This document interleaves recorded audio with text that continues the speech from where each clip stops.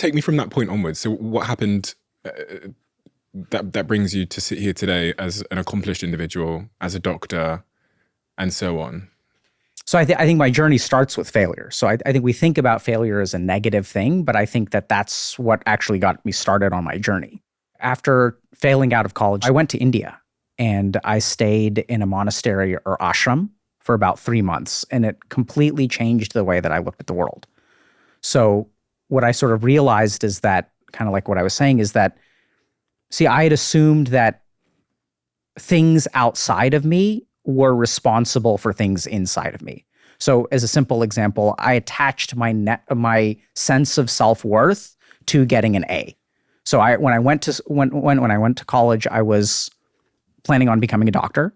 And as any Indian kid wants to do, I wanted to go to Harvard. And so I had sort of all these grand dreams of what I wanted to accomplish in life and how I wanted to be a good force in the world and all this kind of stuff. It's all ego. And so what sort of happened is, even though I wanted all of these things, I assumed that all of that accomplishment would bring me happiness.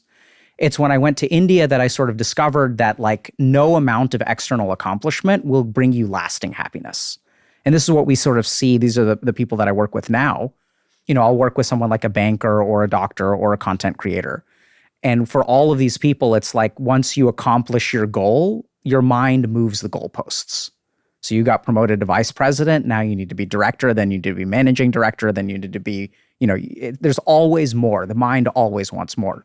So chasing after all of that will never lead to lasting happiness. So once I sort of started to realize that, I kind of gave up all of my desires for accomplishment. And the real paradox there is that as I let go of all of my goals, I started to become more successful.